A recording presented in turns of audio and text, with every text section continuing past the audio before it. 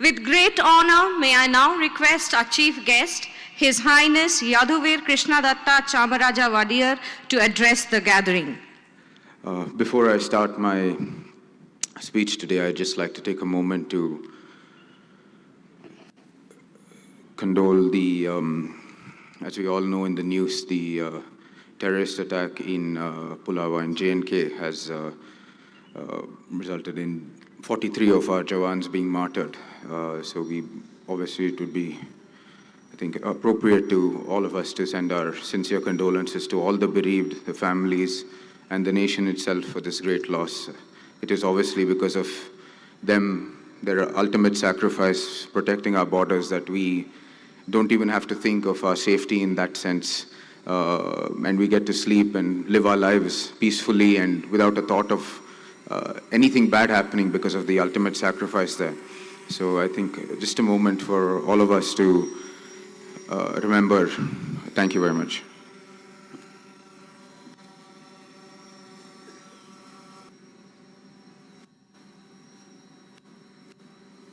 Thank you.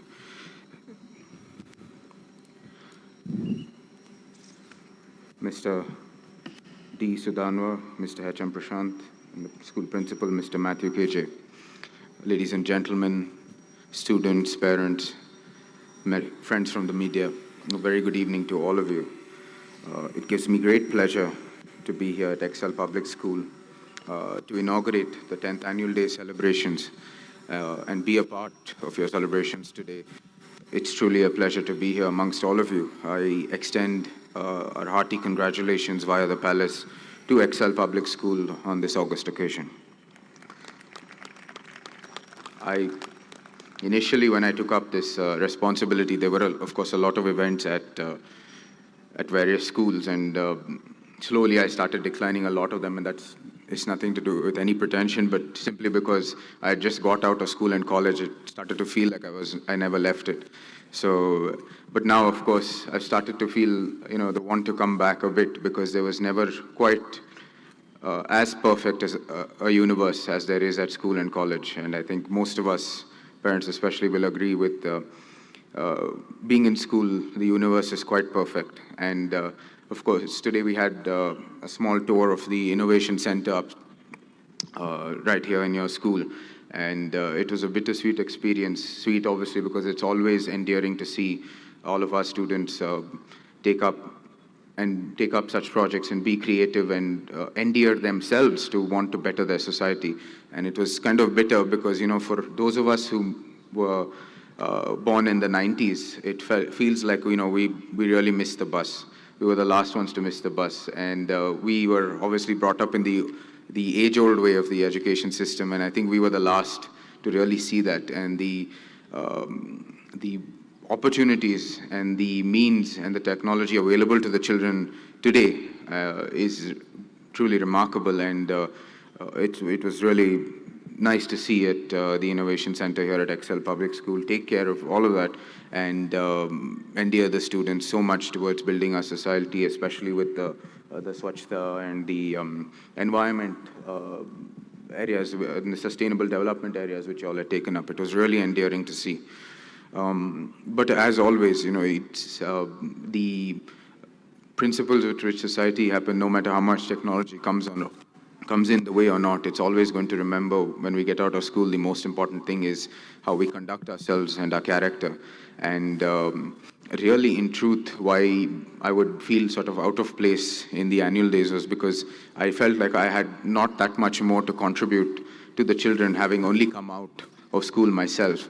But I've learned over the last 3-4 years that having been sort of thrown into the deep end and now maybe just about learning to float, not quite knowing how to swim yet, but at least learning how to float, there are a few lessons you learn the hard way. And most of it came in from learning about a few anecdotes from the times of the Mysore Samsthana. And that's what I would like to share with all of you today here. The first one is of course, of Nalvadi Krishnaraj Vadiyar, who we all know during his time, the state was considered as the modern Mysore, or, the golden age of Mysore, so on and so forth.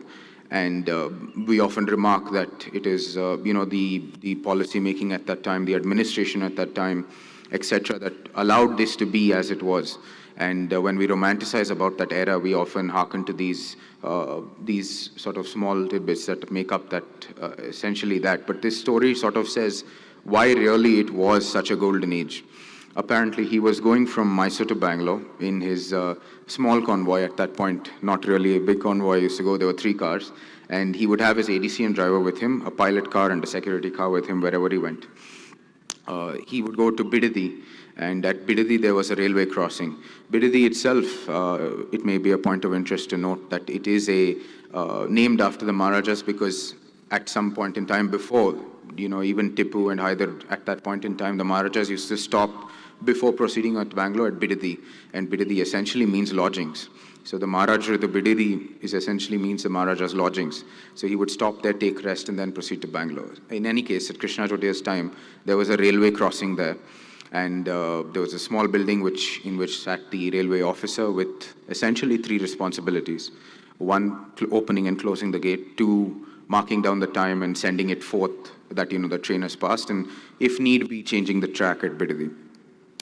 So anyway, the Maharaja's convoy is coming and the gate was closed. So the convoy halts, and the ADC driver and whoever it be, maybe go up to the railway officer and, say, the Maharaja's on his way, he has urgent business in Bangalore, please open the gates. The railway officer at that point said, no, I cannot do that. And then so these guys, got a little angry. And you can see my staff here, they get angry as well for when the actual dignitary going with them doesn't get angry. So that is often the case. But nonetheless, in our story, they were getting angry, and then even the railway officer got angry, and him, in his anger, said, Nam Maharaju modlu, amel nim Maharaju. First comes my Maharaja, then your Maharaja.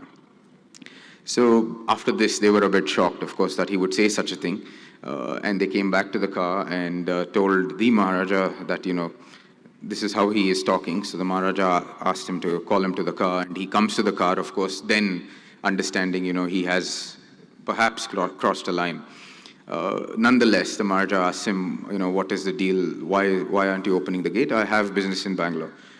He says to the Maharaja, and very curtly, that, my duty is to the railways for whom I work, and no matter who comes or goes in your administration, we always look to it that everything goes on time, no matter who comes or goes, we follow the rules. And it is a bad reflection on your administration if I don't follow your duty, no matter who comes. So Krishna Jodhi doesn't tell him anything and just gives him whatever money he had in his pocket and gives it to him, and then of course the train goes and then he passes. So this is essentially what the Mysore Samsthana was, not the administration, whatever the contributions were, etc., so on and so forth. It was an understanding or an ideal in people that they wanted to see their state as the ultimate, their vanity was in the fact that, they wanted to see Mysore Samsthana as the greatest state in the world.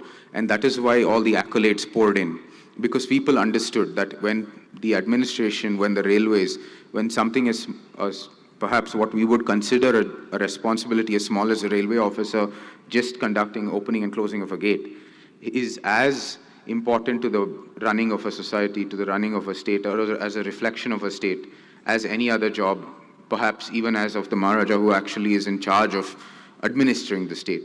And that was the understanding at the time, that was how society was built.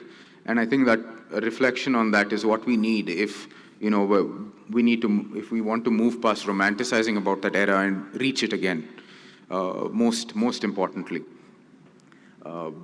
There is another story, of course, and I know I've been given 20 minutes, but I think our principal has taken away 10 of them, so I'll just quickly say it. My own grandfather at the time, and this is, both stories are inherent of each other.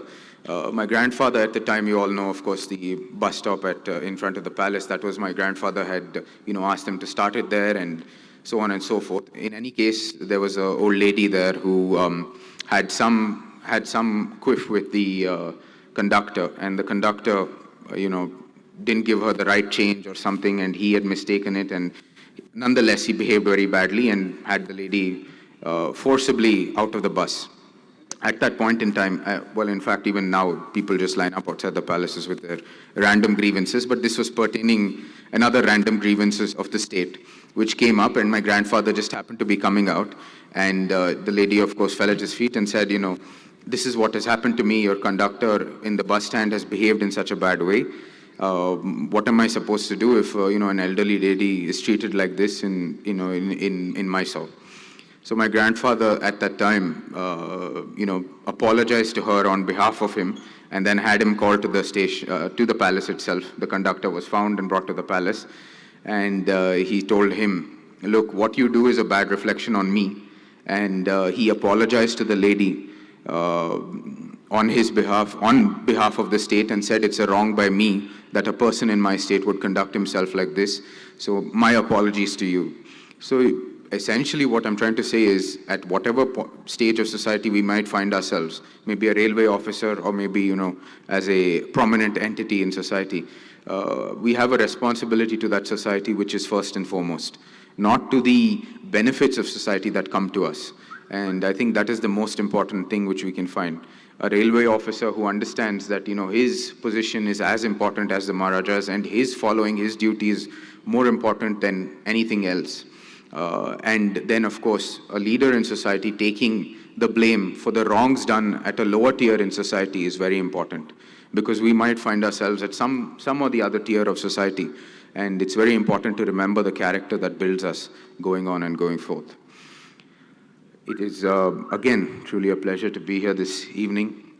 I'm truly, I think, was a very endearing experience again to go through even the small presentation we had at Excelsoft, and I look forward to our continued association.